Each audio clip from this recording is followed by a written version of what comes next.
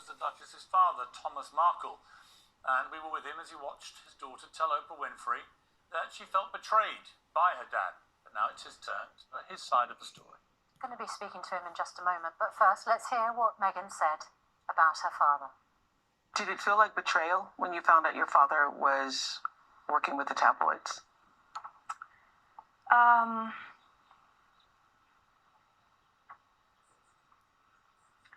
just trying to decide if I'm comfortable even talking about that.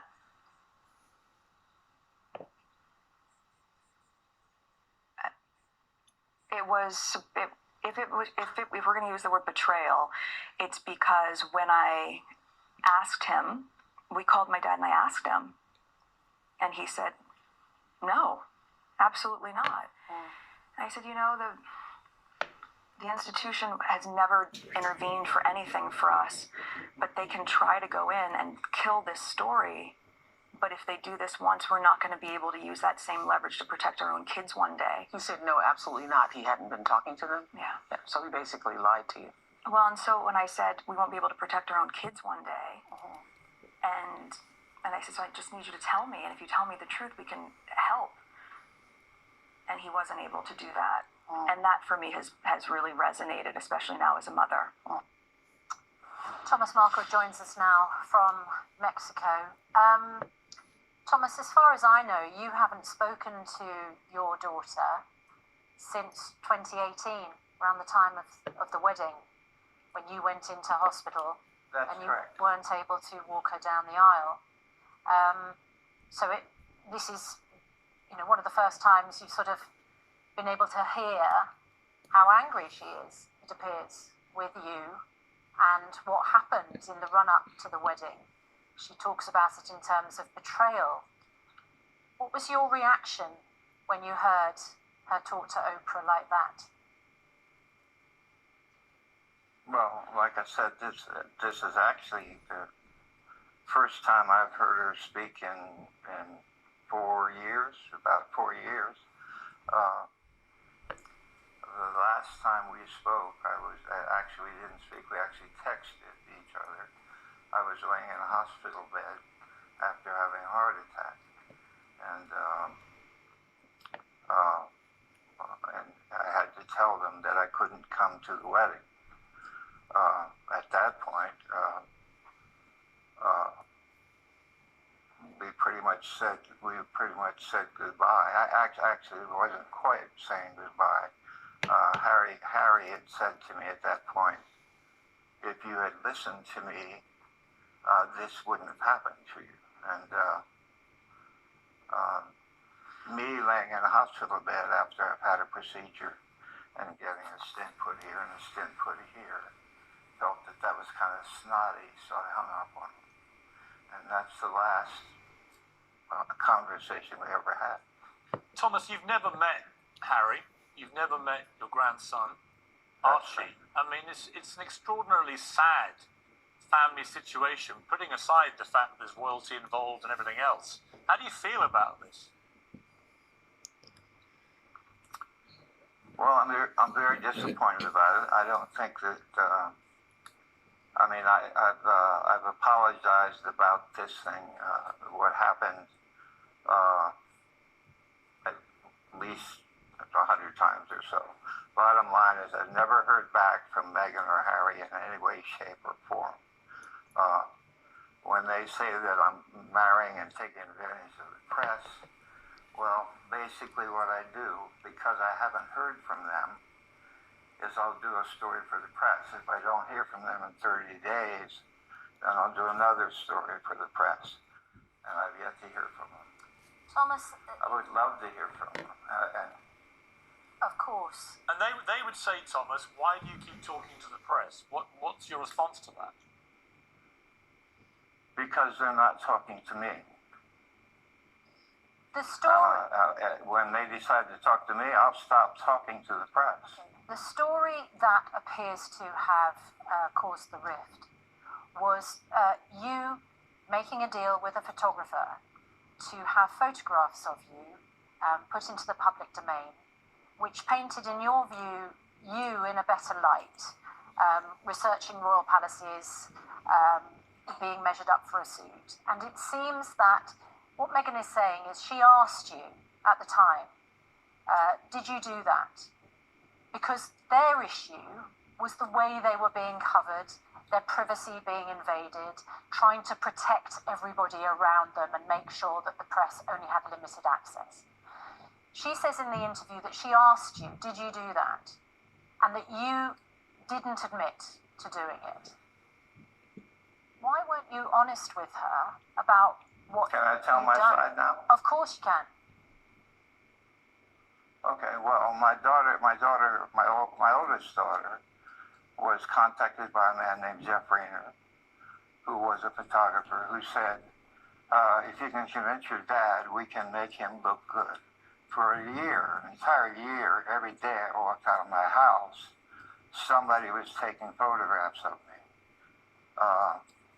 I couldn't go anywhere or do anything without being photographed buying something, coming out of the store. And God forbid I'm buying beer for the guys at the guard gate. Everybody knows I don't drink, but I bought beer for the guys at my guard gate. And they were making me an alcoholic. They were calling me names. They were talking about the way I dressed. So yes, I went through this deal where this man was going to make me look better. Maybe I got sucked into it, but I believed him and I thought it was going to work. It didn't work, of course. When it was exposed, I called him. I said, "What's happening?" Bottom line is, he's supposed to have been a great distance away from me shooting on long lens. He actually walked into most of the scenes. So I said, "What's going on?" He said, "Don't worry, I've taken care of this many times. I'll make you look great." Well, they waited till 3 days before the marriage and released the photos. When that happened, I called him and I said, "What's going on? What are we doing? How'd this happen? What do I do?" He said, "Just deny it, go away in 1 day." It didn't go away. Hasn't gone away yet. So when Meghan said to you, have you done that? Have you set those photographs up? Did you discuss that with her? I denied it. I denied it. You denied it to your daughter. Yes.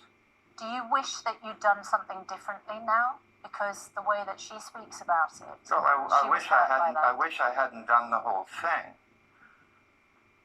But here's the other side of this coin. I mean, it's like no one took any time to protect any member of our family. We were attacked by the press every day. My oldest daughter, my son, myself, our grandchildren, all of us were attacked by the press. Nobody was there to care for us. Nobody looked after us. When you saw Thomas, I was actually told that. when you saw Meghan talking about the lack of help she got from Buckingham Palace, did that resonate with you that you yourself and your family got no real help in how to deal with the whirlwind that came your way? Exactly. No one helped us.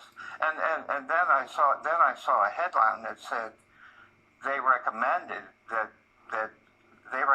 to Harry and Meghan that someone come and help me, someone come and take care of me. And Meghan and Harry denied that and said, "Don't do it." So I was left out to dry. And in spite of all that, I still apologize. I'm still apologizing today again. But here again, and I also said we all make mistakes. I also said we all make mistakes, but I've never played naked pool, and I've never dressed up like Hitler. Now, of course, I'm sure that made Meghan get really angry with me, but that's how I felt at the time. Thomas, obviously we all know about this letter that she sent you, which then appeared in the Mail on Sunday. She's just won a court action against the Mail on Sunday for publishing that letter. What do you want to say about that? I'm the one who released the letter, a part of the letter. And that was because a magazine was doing a story about me.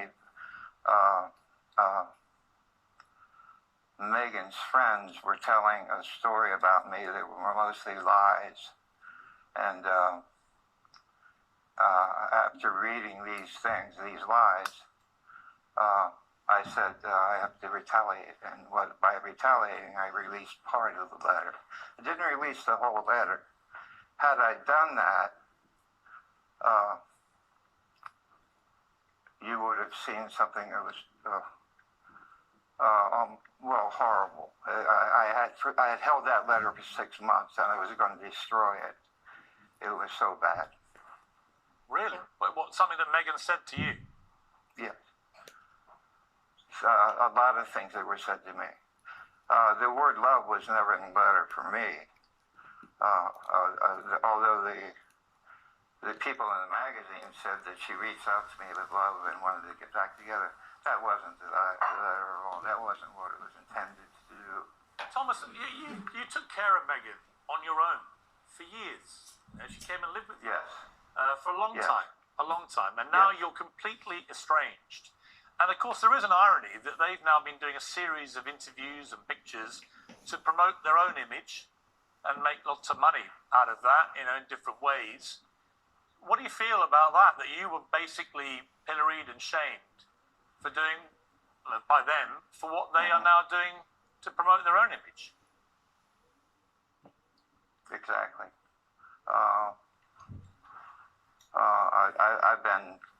I've been pushed around and knocked down for one thing I did, for one big mistake I made. And I've apologized for it as many times as I possibly can. However, I love my daughter very much. Had I known she was having psychological problems, I would have been there for her. Biggest problem here is she's pretty much ghosted all of her family, on her mother's side and my side. So, she really had no one to reach out to. She would have had us if she kept us. Okay, 'cause that's, as her father, and everyone knows that you're currently estranged, but watching your daughter describe that she had the darkest thoughts while she was pregnant and didn't get the help she needed, that must have really hurt. Well, it really did upset me. Like I said, she could have. It would have been easy for her to reach out to me or any of the rest of her family who she claims she doesn't know. But the other thing is that I would think that she could turn to her husband. Well, she says she did turn to her husband, and her husband cradled her, looked after her, held her hand, was by her side, and clearly supported her.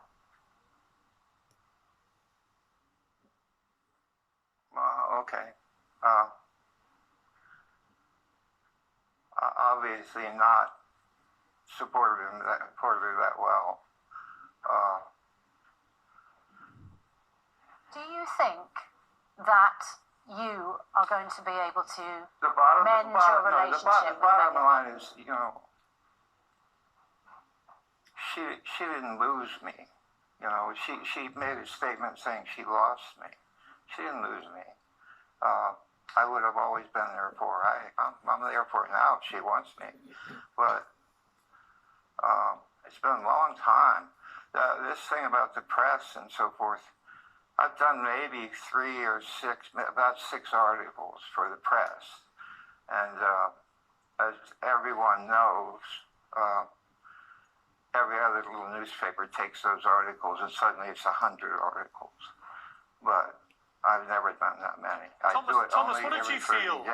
What did you feel, Thomas, about the content of the interview that didn't involve you? The serious allegations against the royal family, the personal attacks on Prince Charles, on the Duchess of Cambridge, on the monarchy, on the institution. It's being seen as a real attack on the monarchy driven by your daughter and Prince Harry?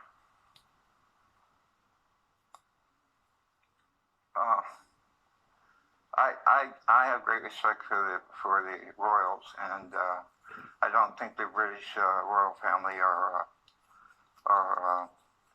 racist at all. I don't think the British are racist. I think Los Angeles is racist, California is racist, but I don't think the Brits are.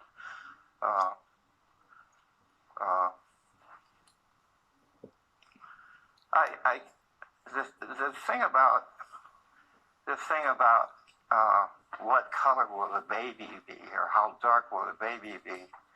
I'm guessing and hoping it's just a dumb question from somebody. You know, it could just be that simple. It could be somebody asked a stupid question, rather than being a total racist. What do you think about the fracturing, not just of your family, but also of Harry from his family now? You've got two families completely sort of destroyed, really, by this union. This is a decision these guys made.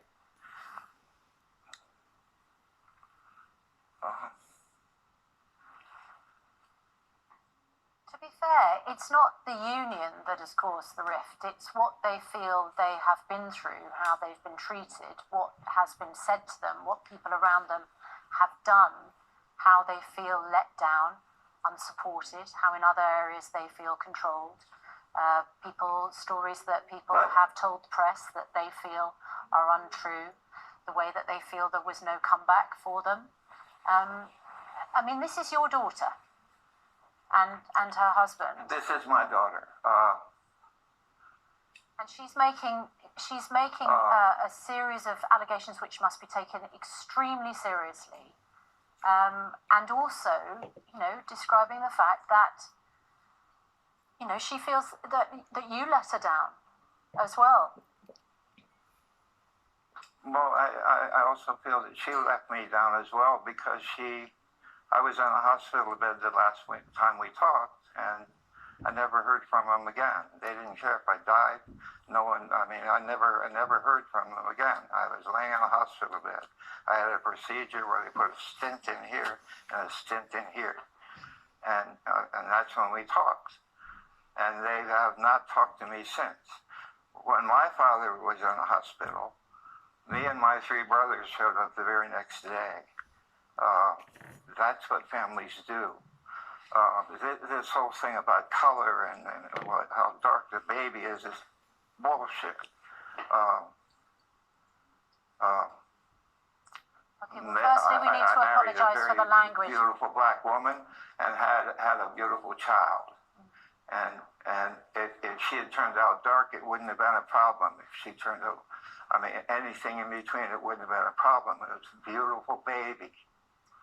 Thomas, one of the things that has been expressed over and over on this programme and more broadly is that when somebody feels that they have heard a racist comment, that has to be taken seriously. It isn't the word that you describe. It's actually something that needs to be heard and understood and perhaps even investigated. Well, yes, a racist comment should be investigated. But all I'm saying is it could have been just a stupid question from someone.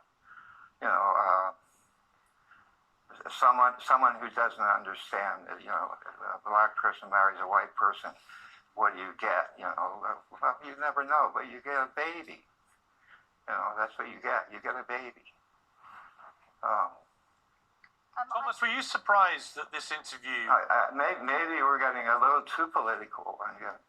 Well, I think we need to find out what exactly was said. I agree with you. I think context is all important. Let me ask you. I mean, you were lying in a hospital bed when they got married. You had to watch another man, Prince Charles, take your daughter up the aisle to get married. And as his interview was aired, Prince Philip is now entering his 4th week in hospital, age 99.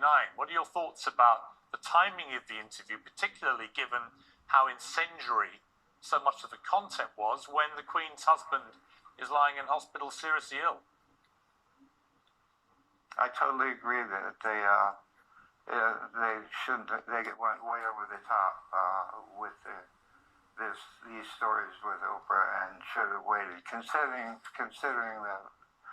the Queen's age and Philip's age, they certainly should have waited or tried to wait. Thomas, the whole thing is a family tragedy. You know, we're all sort of poring over the details because it involves our royal family, and they're the biggest celebrities in the world in many ways. You're right in the middle of the family drama, and you've had no contact with your daughter now for a number of years. No, you've never met her husband. You've never met your grandson. If they're watching this interview, what would you like to say to them? I'd like to say again, I'm sorry for what I've done, but this was 2 years ago. This was a long time ago, and I certainly tried to make up for it. The stories in the paper each time are because I haven't heard from you. They know where I live. Now we're closer together. They're probably about 70 miles from me now. So I'm available anytime we can get together. I'd love to get together. I'd certainly like to see my grandson. 70 miles is not very far, is it? It's about an hour's drive. Not at all. I hope that happens. I've never stopped loving my daughter, and I don't always agree with the things my children do, but I never stop loving my children. I certainly love Megan, and she can be angry with me, and she can tell Oprah how angry she is, but I'm still her dad. And if you ever read Tig, apparently, there's a thing on Tig where she talks about me. Yeah, and she makes a statement saying there should be more guys like my dad. Yeah. So there must be something good left here somewhere. When I read, we've all read it, the Father's Day message she left for you on that website that she had, and it was incredibly heartfelt and moving, and showed you great love and gratitude, actually, for everything that you'd given her. So it's a family tragedy. They are 70 miles away. It would be nice to think that amid all this mudslinging, that at some stage, Harry might want to meet the father of his wife, and he might want to bring his son so that his granddad can say hello. I hope it happens, Thomas. It's good to talk to you. And we wish you all the very best. Thank you for joining us.